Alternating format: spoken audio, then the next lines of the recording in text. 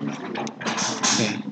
Nah, berikutnya kita akan membahas tentang langkah-langkah dalam pengumpulan data ya. Ada 6, menentukan kebutuhan data, identifikasi sumber data. Setelah diidentifikasi sumbernya, setelah diketahui kebutuhannya, cari di mana sumbernya. Setelah tahu di mana sumbernya, kumpulkan datanya. Setelah dikumpulkan datanya, kalau perlu dibuat asumsi, karena bisa jadi datanya tidak lengkap dan lain-lain. Setelah data dan ditambah asumsi, maka bisa dianalisis. Kemudian setelah dianalisis, maka kita lakukan dokumentasi secara lengkap dan mungkin kita sepakati, oke, data ini yang digunakan. Nah, yang pertama dahulu adalah menentukan kebutuhan data. Ya, ini sangat tergantung dengan lingkup model kita. Kalau yang disimulasikan hanya satu ATM, mungkin beda kalau yang dengan disimulasi adalah satu sistem TELU misalnya gitu ya. Satu sistem kampus. Dan tingkat kerinciannya seperti apa? Mau hanya antriannya saja atau sampai mendalam, sampai ke proses di dalam mesin ATM-nya, sangat rinci misalnya. Nah, ini menjadi keputusan awal dalam menentukan kebutuhan data. Bisa diklasifikasikan menjadi struktural, operasional, atau numerik. Nah, kita akan coba bahas satu persatu. Yang pertama adalah data struktural.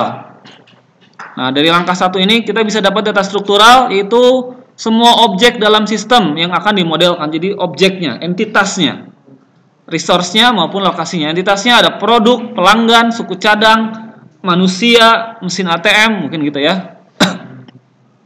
Resource-nya apa? Bisa jadi listrik, operator, ini resource. Lokasinya, ruang antrian, ruang pelayanan.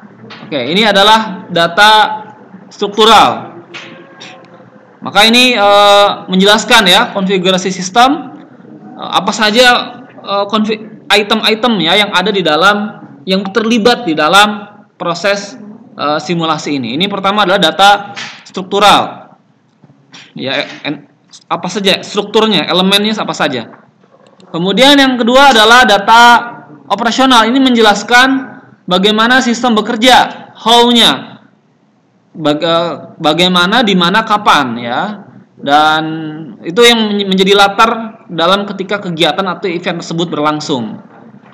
Bisa termasuk apa nih? Routing, jadwal, downtime. Ini biasanya kita lihat ya.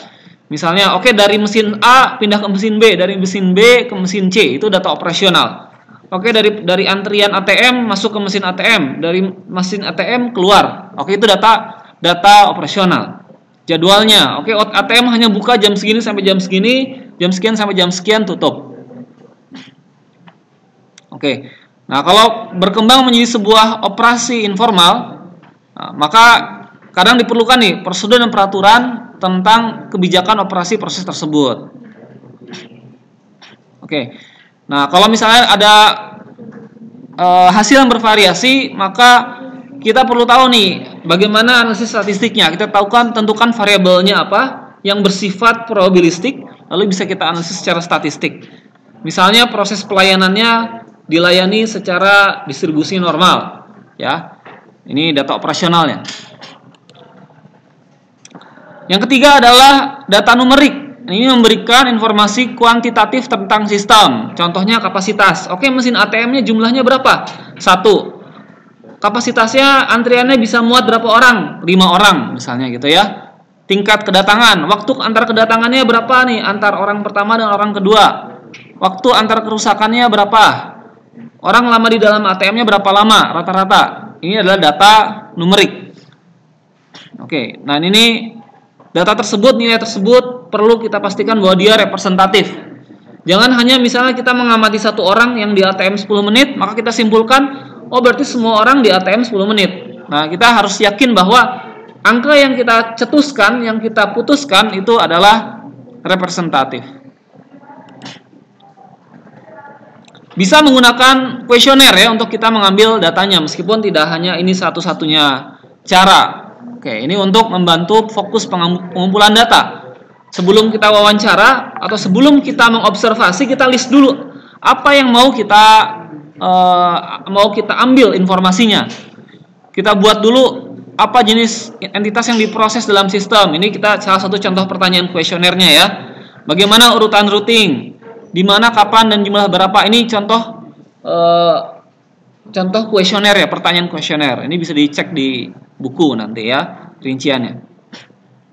Oke, itu tentang langkah pertama. Jadi data struktural data tuh ada 3, struktural, operasional, numerik, dan kita bisa menggunakan bantuan kuesioner.